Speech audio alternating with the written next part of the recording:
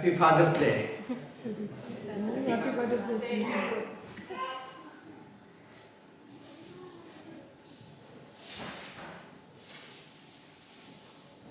પ્રભુનો આભાર માનીએ છીએ કે ઈશ્વરે આપણને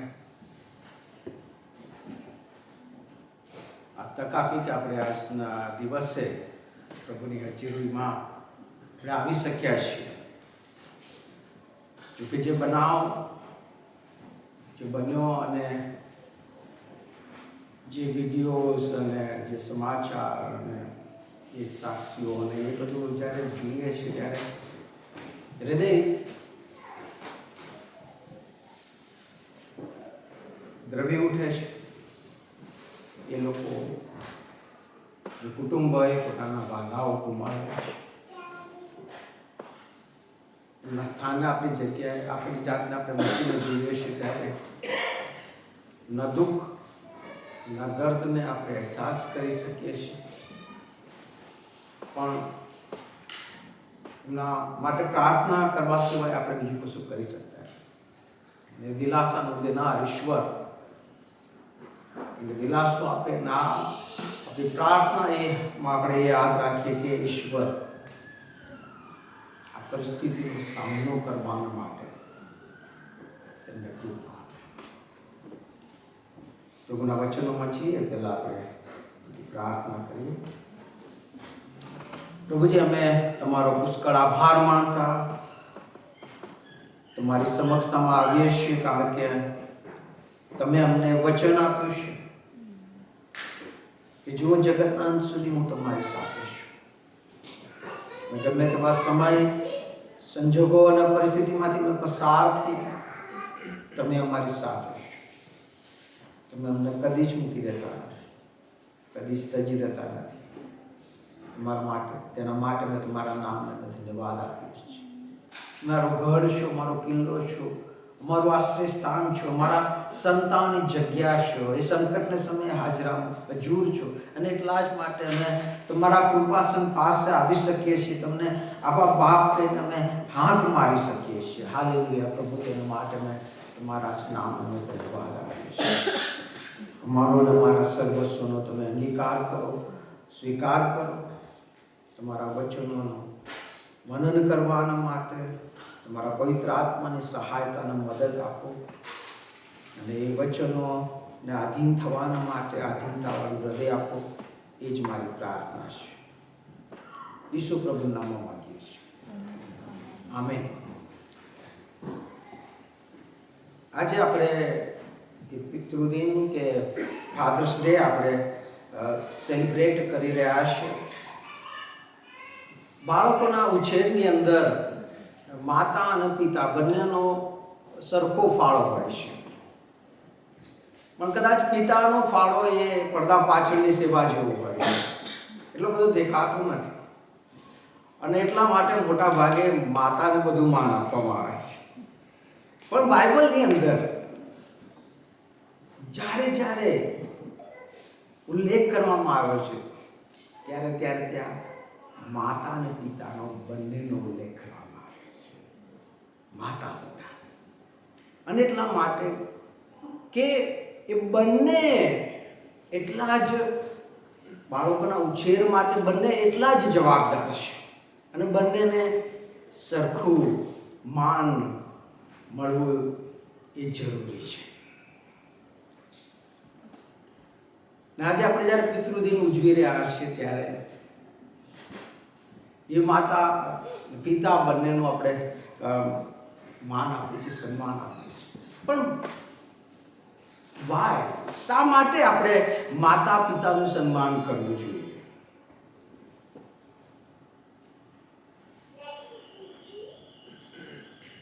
પ્રથમ બાબત, આપણે માતા અને પિતા અને માતા બંનેનું સન્માન કરવું જોઈએ, કારણ કે એ ઈશ્વરની આજ્ઞા છે. ઈશ્વરની 10 આજ્ઞાઓમાં નિર્ગમન 20 અને 12માં ત્યાં લખવામાં આવ્યું છે, તું તારા બાપનું તો તારી માનું તું સન્માન રાખ, કે તારો દેવ યહોવા જે દેશ તને આપે છે તેમાં તું તારું આયુષ્ય દીર્ઘાયુષ્ય થાય. તારા બાપનું તથા તારી માનું સન્માન કર. એ 10 આજ્ઞાઓમાંની 5મી આજ્ઞા છે. અને આ 10 આજ્ઞાઓ આપણે પાડીએ છીએ, બરોબર ને? એટલે આપણે નવા કરારમાં રહીએ, પણ આ 10 આજ્ઞાઓ એ આપણા માટે એક આધાર સ્તંભ જેવી છે. 10 આજ્ઞાઓને આપણે પાલન કરીએ છીએ. દેવનું એક જ દેવને માનવો, દેવનું નામ વૃથા લેવું નહીં, સબાત દિન પવિત્ર પાળવો. આ બધી જ આજ્ઞાઓ આપણે આજે પણ આપણે માનીએ છીએ અને આપણે માનવું જોઈએ અને એની આપણે રિસ્પેક્ટ કરીએ છીએ. તો આ પણ એક ઈશ્વરની આજ્ઞા છે. 10 આજ્ઞાઓમાંની એક આજ્ઞા છે કે તું તારા બાપનું તથા તારી માનું સન્માન કર. આ ઈશ્વરની આજ્ઞા છે. અને આ 10 આજ્ઞાઓમાંની એક આજ્ઞા છે. એટલા માટે જેટલી આપણે બીજી આજ્ઞાઓને જેટલી રિસ્પેક્ટથી આપણે માન આપીએ છીએ, જેટલી બીજી આજ્ઞાઓને આપણે માનીએ છીએ, એટલી જ આપણી ફરજ બની જાય છે કે આ આજ્ઞાનું પણ આપણે ગંભીરતાપૂર્વક પાલન કરીએ, એને ગંભીરતાપૂર્વક લઈએ. અને બીજી બાબત કે આ આજ્ઞાની સાથે 10 આજ્ઞાઓમાં આ એક જ એવી આજ્ઞા છે. બીજી 10 આજ્ઞાઓમાં ફક્ત આજ્ઞા આપવામાં આવી છે. એક જ દેવને માનવું, દેવનું નામ વૃથા લેવું નહીં, 10 આજ્ઞાઓ નહીં. તું ચોરી ના કર, તું ખૂન ના કર, તું વ્યભિચાર ના કર. બધી આજ્ઞાઓની અંદર કેવળ એમને આજ્ઞા આપવામાં આવે છે, આમ ના કર. પણ આ 10 આજ્ઞાઓમાં આ એક જ આજ્ઞા એવી છે કે જેની સાથે પ્રોમિસ જોડાયેલી છે. હાલેલુયા. એફેસોના પત્રને તેનો 6ઠો અધ્યાય ને તેની 1 થી 3 કલમમાં ત્યાં પ્રમાણે લખવામાં આવ્યું છે, છોકરાઓ, પ્રભુમાં તમારા મા બાપની આજ્ઞાઓ માનો, કેમ કે તે યથાયોગ્ય છે. તારા બાપનું તથા તારી માનું સન્માન કર. તે પહેલી વચનયુક્ત આજ્ઞા છે. એ સારું કે તારું કલ્યાણ થાય અને પૃથ્વી પર તારું આયુષ્ય લાંબુ થાય. આ પહેલી આજ્ઞા છે કે જેની સાથે પ્રોમિસ જોડાયેલી છે. ઇંગ્લિશમાં એ પ્રમાણે લખવામાં આવ્યું છે, this is the first commandment with the promise. પહેલી આજ્ઞા છે. 10 આજ્ઞાઓમાં આ પહેલી આજ્ઞા છે કે જેની સાથે પ્રોમિસ જોડાયેલી છે, જેની સાથે તમને એક પ્રોમિસ આપવામાં આવી છે કે જો તમે તમારા માતા પિતાનું સન્માન કરશો તો તમારો દીર્ઘાયુષ્ય થશે. પુનર્નિયમ 5 અને 16માં લખવામાં આવ્યું છે, યહોવા તારા દેવે તને આજ્ઞા આપી તે મુજબ તારા બાપનું તથા તારી માનું તું સન્માન રાખ, કે યહોવા તારો દેવ જે દેશ તને આપે છે તેમાં તારું આયુષ્ય દીર્ઘ આયુષ્ય થાય ને તારું ભલું થાય. આજ્ઞા પ્રોમિસની સાથે છે, વચનની સાથે છે, આશીર્વાદની સાથે છે. અને એટલે આપણે આપણા માતા પિતાનું સન્માન કરવું, માન કરવું એ આપણી ફરજ બની જાય છે. ત્રીજી બાબત, શા માટે આપણે આપણા માતા પિતાની આજ્ઞાઓ માનો. જે બાળકો છે ધ્યાનથી સાંભળો, જોવાનું સાથે સાંભળો. ઈશ્વરની આજ્ઞા છે અને એનું પાલન આપણે કરવું. એ પ્રોમિસ સાથેની આજ્ઞા છે. બીજી આજ્ઞાઓ કરતાં એનું મહત્વ વધી જાય છે. અને ત્રીજી બાબત એ કે માતા પિતાનું સન્માન કરવાથી, એમને માન આપવાથી આશીર્વાદ મળે છે. નિર્ગમન 20 અને 12માં જોઈએ પ્રમાણે આપણને દીર્ઘાયુષ્યનો આશીર્વાદનું વચન આપવામાં આવ્યું છે. પુનર્નિયમ 5 અને 6 પ્રમાણે આપણું ભલું થાય એનો આશીર્વાદ આપવામાં આવ્યો છે. એફએસી 6 અને 3 પ્રમાણે આપણું કલ્યાણ થાય એનો આશીર્વાદ આપવામાં આવ્યો છે. આપણે બધાને આશીર્વાદ જોઈએ છે કે નહીં? જોઈએ છે કે નહીં? આપણે બધાને આશીર્વાદ લેવો બહુ સરળ છે. બાઇબલ કહે છે તું તારા માતા પિતાનું સન્માન કર અને તને દીર્ઘાયુષ્યનો આશીર્વાદ મળશે. તું તારા માતા પિતાનું સન્માન કર અને તારું ભલું થશે. શું થશે? ભલું થશે. તારું સારું થશે, તારું કલ્યાણ થશે, તારું જે જોઈએ છે તારા મનની ઈચ્છા બધી પરિપૂર્ણ થશે. જોઈએ છે ને આપણે આશીર્વાદ. શું કરવાની જરૂર છે? માતા પિતાનું સન્માન કરો. અને સન્માન કરશો આ ઈશ્વરનું વચન કહે છે. હું નથી કહેતો, ઈશ્વરનું વચન કહે છે કે આશીર્વાદ તમને મળશે મળશે. અને ચોથી બાબત એ પ્રમાણે કહે છે કે માતા પિતાનું સન્માન કરવાથી ઈશ્વર શું થાય છે? ખુશ થાય છે. ઈશ્વર કલોસ્યનો પત્ર અને તેની ત્રીજી કલમ ત્રીજો અધ્યાય તેની 20મી કલમ એમાં ત્યાં લખવામાં આવ્યું છે, છોકરાઓ તમે દરેક બાબતમાં તમારા મા બાપની આજ્ઞાનું પાલન કરો, કેમ કે તે પ્રભુને ગમે છે. હાલેલુયા. આપણે બધા પ્રભુને ગમે, પ્રભુને પસંદ પડે એવું કરવા માંગીએ છીએ, બરોબર? ના પસંદ પડે એવું નથી કરવા. તો પ્રભુને શું પસંદ છે? પ્રભુને પસંદ છે કે છોકરાઓ તમે દરેક બાબતમાં તમારા મા બાપની આજ્ઞાનું પાલન કરો, કેમ કે તે પ્રભુને ગમે છે. પ્રભુને ખુશ કરવા છે, પસંદ કરવા છે, તો પ્રભુને જે ગમે છે મા બાપનું શું કરો? આજ્ઞાનું પાલન કરો. 1 તિમોથી તેનો 5 અને 4મી કલમમાં ત્યાં લખવામાં આવ્યું છે, પણ જે કોઈ વિદ્વાને છોકરા કે છોકરાના છોકરા હોય તો તેઓ પહેલા પોતાના ઘરમાં ધર્મનિષ્ઠતા તથા મા બાપના આભારનો બદલો વાળતા શીખે, કેમ કે તે દેવને પ્રિય છે. કેમ કે તે દેવને પ્રિય છે. મા બાપનું સન્માન કરવું, મા બાપનું આધીન થવું, મા બાપને માન આપવું, એથી ઈશ્વર ખુશ થાય છે, ઈશ્વરને ગમે છે અને ઈશ્વરને એ પ્રિય છે. અને એટલા માટે આપણે આપણા મા બાપને શું કરવાની જરૂર છે? માન આપવાની જરૂર છે, એની રિસ્પેક્ટ કરવાની જરૂર છે, એમનું સન્માન કરવાની જરૂર છે. અને જો આપણે ના કરીએ, એના વિશે બી બાઇબલ કહે છે કે જો આપણે મા બાપનું સન્માન નથી કરતા તો એનું પરિણામ શું આવે છે? નીતિ વચનનું પુસ્તકને તેનો 30મો અધ્યાય અને તેની 17મી કલમ ત્યાં લખવામાં આવ્યું છે, જે આંખ પોતાના બાપની મસ્કરી કરે છે અને જે પોતાની માની આજ્ઞા માનવાને તુચ્છ ગણે છે, તેને ખીણના કાગડા કોચી કાઢશે અને ગીધના બચ્ચા તેને ખાઈ જશે.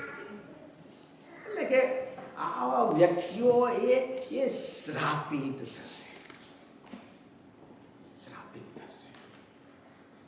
નીતિ વચન 20 અને 20 કહે છે, જે કોઈ પોતાના બાપને કે પોતાની માને શ્રાપ દેશે તેનો દીવો ઘોર અંધકારમાં ઓલવી નાખવામાં આવશે. જે કોઈ પોતાના બાપને કે પોતાની માને શ્રાપ દેશે તેનો દીવો ઘોર અંધકારમાં શું કરવામાં આવશે? ઘણી બધી વખત આપણે પેલું એવા મોટા થઈ જાય, અમે ઘડા થઈ ગયા ને, એના જુવાન બાળકો નવી ટેકનોલોજી આવી ગઈ ને નવી બાબતો આવી ગઈ, એ બાળકોને કશું કહીએ ને તમને ના ખબર પડે, તમને કશી ખબર ના પડે, અમને ખબર છે. ઉતારી પણ હે બાળકો અમને ખબર છે, તમે ચૂપ થઈ જાઓ. પ્રભુનું વચન શું કહે છે? જે કોઈ પોતાના બાપને કે પોતાની માને આવું ઉતારી પાડે છે એને શ્રાપ દેવા બરાબર છે. એનો દીવો ઘોર અંધકારમાં હોલી નાખવામાં આવશે. સાંભળો, બહુ ક્લિયરલી સાંભળો. આ કશું નથી. બાઇબલ તો શું કહે છે? મા બાપની આજ્ઞા, મા બાપને આધીન ન થનાર વ્યક્તિને માટે બાઇબલ શું કહે છે? નિર્ગમન 21 અને 17, જે કોઈ પોતાના બાપને કે પોતાની માને શ્રાપ દે તે નિશ્ચય માર્યો જાય. તે નિશ્ચય માર્યો જાય. માંથી 15 અને 4 તેમાં લખવામાં આવ્યું છે, કેમ કે દેવે કહ્યું છે કે તું તારા બાપનું તથા તારી માનું સન્માન કર, અને જે કોઈ બાપની અથવા માની નિંદા કરે તે જાનથી માર્યો જાય. શું થાય? જાનથી. આનો મતલબ શું થાય છે ખબર છે? ઈશ્વર આ આજ્ઞાને બહુ જ ગંભીરતાથી લે છે, એને લાઇટલી લેતા નથી. ટેક ઇટ વેરી સિરિયસલી અને બહુ ગંભીરતાથી લે છે.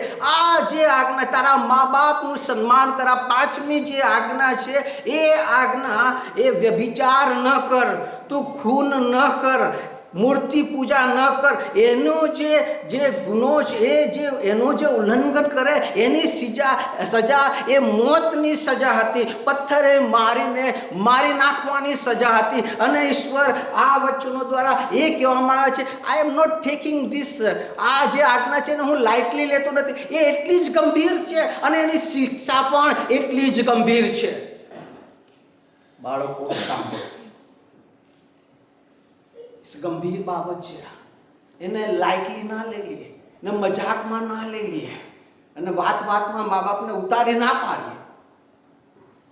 જો તમારે આશીર્વાદ લેવો છે, કે છે કે આશીર્વાદ અને શ્રાપ બંને મૂકેલા છે. તમારે આશીર્વાદ જોઈએ છે, આશીર્વાદિત જીવન જીવવું છે, તમારે પ્રગતિ કરવી છે, તમારે સારા બનવું છે.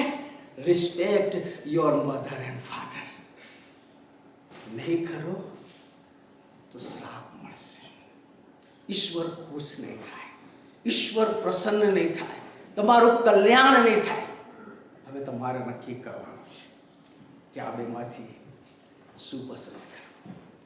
મા બાપનું સન્માન, એમને રિસ્પેક્ટ, એમને માન આપવું, કે પછી એમનો અનાદર કરવો, ડિસરિસ્પેક્ટ આપવી, એ આપણે નક્કી કરવું.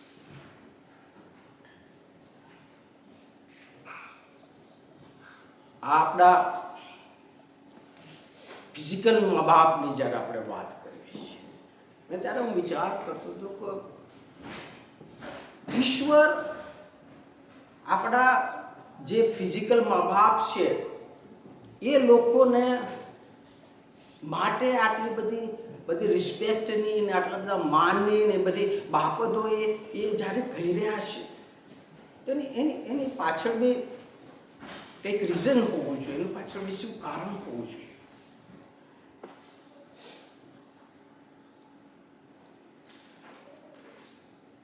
હિબ્રુઓના પત્ર અને તેનો 12મો અધ્યાય અને તેની 9મી કલમ એ પ્રમાણે કહેશે, વળી આપણા શરીરના પિતાઓ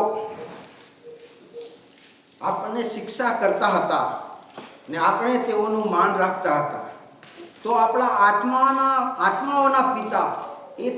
આત્માઓના પિતાને એથી વિશેષ માન આપીએ અને તેને આધીન રહીએ અને જીવીએ.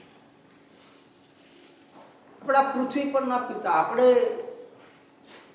પરફેક્ટ ફાધર કદાચ નથી બની શકતા, પરફેક્ટ પિતા નથી બની શકતા, પણ એમ છતાં પણ આપણામાં નબળાઈઓ છે.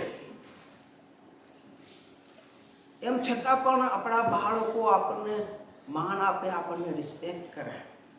તો કહે છે કે જો આપણા આત્માના પિતા છે, આપણા જે સ્વર્ગીય પિતા છે, કે જેણે આપણા માટે બધું જ કરી મૂક્યું છે, જેણે એવું કશું જ બાકી મૂક્યું નથી, કે જેણે આપણા માટે કરવા જેવું હોય એણે બધું જ કરી દીધું છે.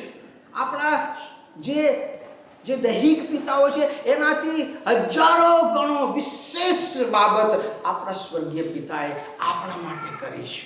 તો જો આપણા જે દૈહિક પિતા છે એ આટલા બધા માન યોગ્ય હોય, સન્માન યોગ્ય હોય, આદર યોગ્ય હોય, તો આપણા જે સ્વર્ગમાંના પિતા છે એ કેટલા બધા માન અને સન્માન યોગ્ય હોવા જરૂરી છે. એને કેટલો આપણે માન અને રિસ્પેક્ટ આપવાની જરૂર છે. અને એટલે જ અહીંયા માલાખીના પત્રમાં પેલો ધ્યાન તેની 6ઠ્ઠી કહે છે કે જો હું પિતા છું તો મારું સન્માન ક્યાં છે?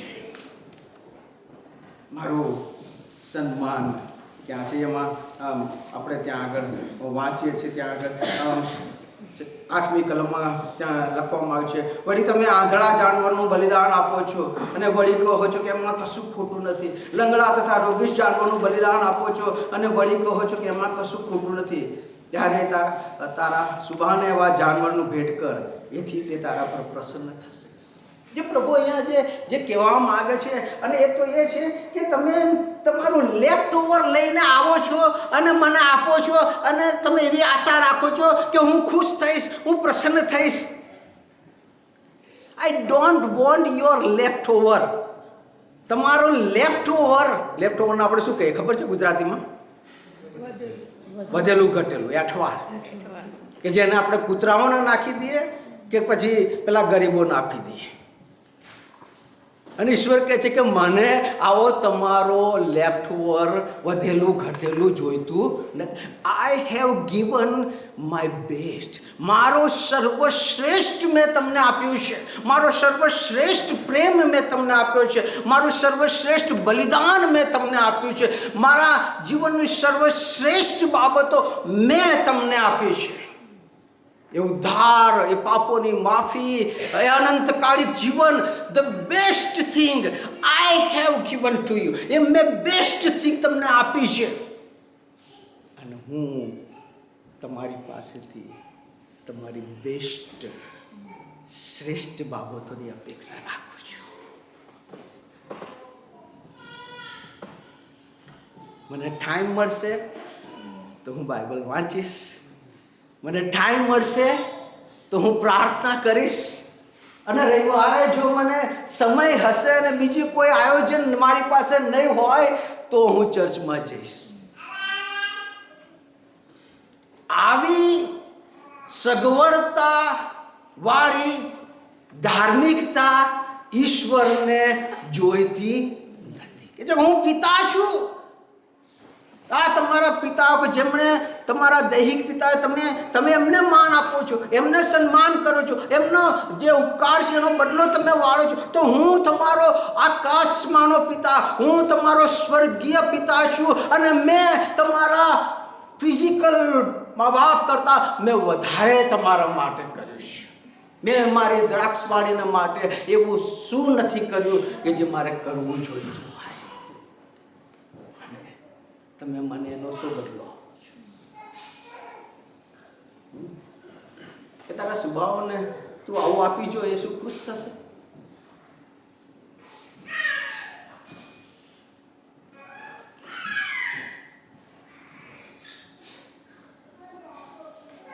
આજે થોડું સોરી, મારા લીધે આજે ચર્ચ આપણું થોડુંક લેટ શરૂ થયું, પણ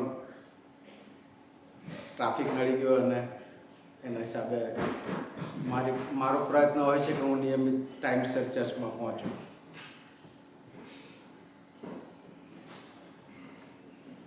રિસ્પેક્ટ બતાવીશ કે આપણે કેટલું રિસ્પેક્ટથી આપણે ચર્ચમાં આવીએ છીએ. 3:30નું ચર્ચ છે ને, કશો વાંધો નહીં, 3:45 જઈશું ને, શું વાંધો આવવાનો? નોકરી પર જવું, બોસ તમને ખુશ થશે? What time you go to job? Exact ત્યાં તો પેલું કાર્ડ તમારે સોફ કરવું પડે, ટાઈમ ન થઈ જાય. ત્યાં રિસ્પેક્ટ અપાય છે, તો અહીંયા રિસ્પેક્ટ કેમ નહીં અપાય? Don't take lightly. ઈશ્વરને હલકામાં લેશો નહીં યાર. એ આપણો સ્વર્ગીય પિતા છે. હી વોન્ટ અવર બેસ્ટ. અને અહીંયા બેસીને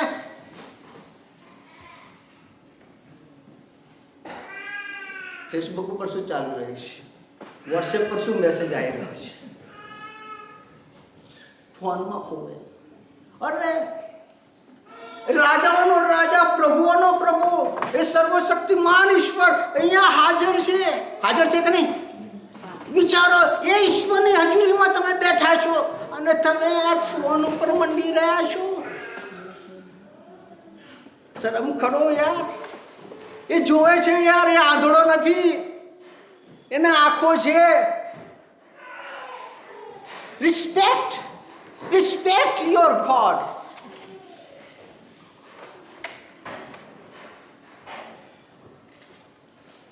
અને એટલે આજે જ્યારે ફાધર્સ ડે સેલિબ્રેટ કરવા માંગીએ છીએ, સેલિબ્રેટ આપણે કરવાના માટે એકત્રિત થયા છીએ, ત્યારે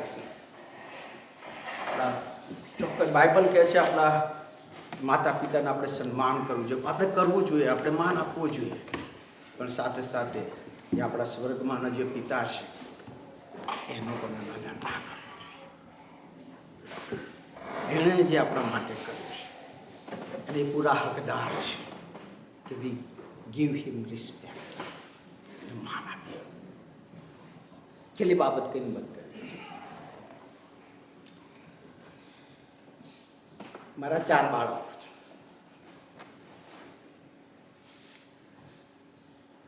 અને આ 4 બાળકો માટે હું ગર્વ અનુભવું છું. I feel proud. અને મારી એ જ પ્રાર્થના છે કે ઈશ્વર આવા બાળકો બધાને આપે.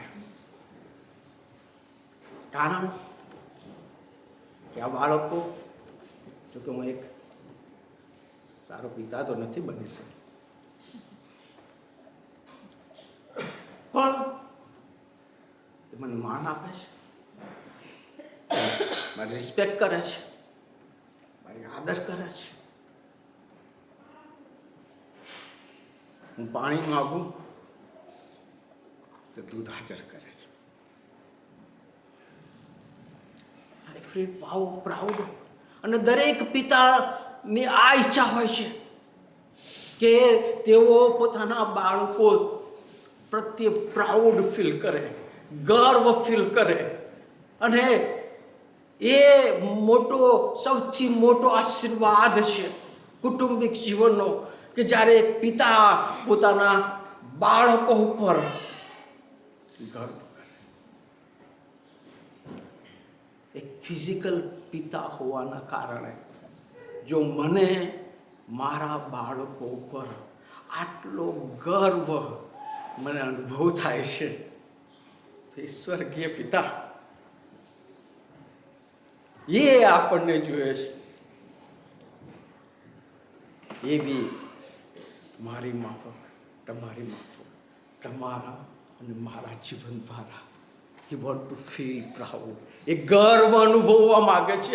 એ કહે છે કે આ મારો દીકરો છે, તેના પર હું પ્રસન્ન છું. એ એક આપણા વ્યક્તિઓ માટે એ આ શબ્દ કહેવા માગે છે, આ મારો વાલો દીકરો છે, હું તેના ઉપર પ્રસન્ન છું. હાલેલુયા. ઈશ્વરને સૌથી મહત્વની અગત્યની બાબત જે એને પ્રસન્ન કરી શકે છે ને, એ શું છે ખબર છે? માન અને સન્માન. અને કેવી રીતે આપણે હાદસો જોયો, પ્લેન કર્સ્ટ. 242 લોકો તો ખાલી પ્લેનમાં હતા. 300 જેટલો આંકડો પહોંચી ગયો. 300 જેટલા લોકો મૃત્યુ પામ્યા. જેમ ડેવિડસનભાઈએ કહ્યું, પેલી એમના પિતા ડેવિડભાઈની સાક્ષી, પુનરુત્થાનની પ્રભાતે અમે ફરીથી મળીશું. એક પિતા એ બાબત કહી શક્યા કારણ કે એમને વિશ્વાસ હતો કે મારા દીકરા પ્રભુ ઈસુ ખ્રિસ્તનો વ્યક્તિગત તારનાર તરીકે સ્વીકાર કરે. તો હાલેલુયા. વાલાઓ, જ્યારે આપણે આપણું જીવન પ્રભુ ઈસુ ખ્રિસ્તને આપીએ છીએ, પ્રભુ ઈસુ ખ્રિસ્તનો આપણે અંગે તારનાર તરીકે આપણે સ્વીકાર કરીએ છીએ, આપણા જીવનમાં એમને આપણે આમંત્રણ આપીએ છીએ અને આપણા જીવનનું આપણે એમને સ્વાર્પણ કરીએ છીએ, ત્યારે બાઇબલ કહે છે કે આકાશમાં હજારો દૂતો શું કરે છે? આનંદ કરે છે. કારણ કે એ પ્રભુ ઈસુ ખ્રિસ્તનું બલિદાન એ સાર્થક થાય છે અને ઈશ્વર એ પ્રસન્ન થાય છે કે આજે હું આ બાળક ઉપર પ્રસન્ન છું, કારણ કે એના માટે આપેલું બલિદાન એ નિરર્થક ગયું નથી. આમેન. હાલેલુયા.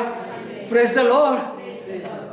અને એ આનંદ ચાલે એ એટલા માટે આનંદ છે કે જો તે મરી જાય તો પણ તે ફરી જીવતો થશે. આપણે જ્યારે પ્રભુમાં બાઇબલ કહે છે કે જેઓ પ્રભુમાં મૃત્યુ પામ્યા છે એ મૃત્યુ કેવું છે? પ્રેશિયસ છે. ઈશ્વરની દ્રષ્ટિમાં, યહોવાની દ્રષ્ટિમાં તેના ભક્તોનું મરણ શું છે? કિંમતી છે, પ્રેશિયસ છે. કે હવે આ જગતના દુઃખ, દર્દ, માંદગી, બીમારી બધાથી છૂટકીને હવે એ સ્વર્ગ રાજ્યમાં હવે મારી સાથે મારો બાળક હંમેશાને માટે રહેવાને માટે આવે છે. હાલેલુયા. Praise the lord. એટલે આ જીવનનો કશો ભરોસો નથી. હું આજે જીવતો છું અને કાલે જીવતો હોઈશ એની કોઈ જ ગેરંટી, કોઈ જ ખાતરી નથી. પણ હું મારા મરતા પહેલા એક બાબત કરવા માંગુ છું. મારા ઈશ્વરને હું ખુશ જોવા માંગુ છું, હું પ્રસન્ન જોવા માંગુ છું. હું એ શબ્દ એની પાસેથી સાંભળવા માંગુ છું. આ મારો દીકરો છે, તેના પર હું પ્રસન્ન છું. Hallelujah, praise the lord. અને એ આપણે કરી શકીએ છીએ. એવી રીતે આપણા જીવનને ઈશ્વરના હાથોમાં સોંપીએ. Here I M lost. એ આપણા માટે તલખે છે, તલપે છે, આપણા હૃદયરૂપી દ્વારને એ ખટખટાવે છે. એ આપણા જીવનની અંદર એ આશીર્વાદો લઈને આવવા માંગે છે. શું યેસુને કહીશું, આ પ્રભુ હું આવ્યો, મારા જીવનમાં આવ્યો, મારા જીવનને લે અને મારા જીવનને એ અનંત કાળ માટે તું સુરક્ષિત કર. વાલાઓ, જો એ બાબત આપણે નથી કરી તો આજે એ સમય છે, આજે એ ઘડી છે, હાલ જ એ માન્ય કાળ છે, હાલ જ એ તારણનો દિવસ છે. Don't wait for tomorrow. આવતીકાલને માટે રાહ ના જોશો કે કાલે હું નિર્ણય લઈશ. નો, ટુડે, આજે, અત્યારે, હાલ માન્ય કાળ છે. એ ઈશ્વરને અહીંથી ખુશ કરીને, પ્રસન્ન કરીને, ઈશ્વરના બાળકો બનીને અહીંથી જઈને અને સ્વર્ગમાંના હજારો દૂતો ત્યારે આનંદ કરશે. યસ, મારા બાળક, એ મને એના જીવનમાં આવવાના માટે આમંત્રણ આપ્યું છે. આવો પ્રાર્થના કરીએ.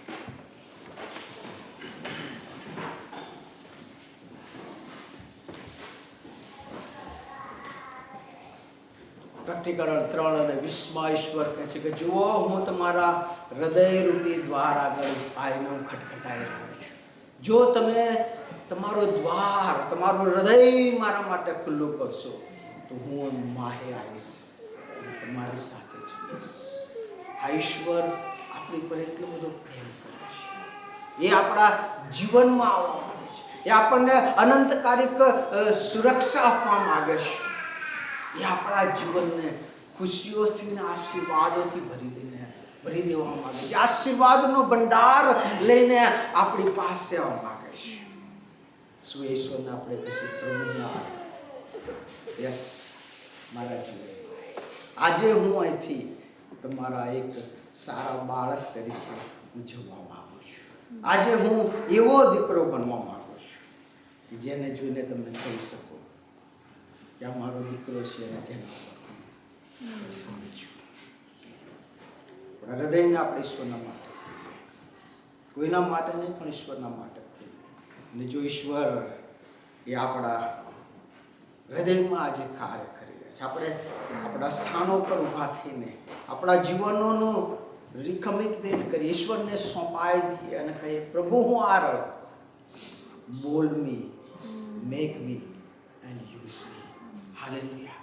હવે કોઈ પણ હોય, આપણા સ્થાનો પર આપણે ઊભા થઈશું અને આપણા જીવનોનું આપણે ઈશ્વરને આપણે કમિટમેન્ટ કરીએ અને કહીએ કે પ્રભુ હું આ રહ્યો, મારા જીવનમાં, મારા જીવનને તમારા હાથમાં લો અને પ્રભુ આ જીવનને તમારું જીવન તમે બનાવો.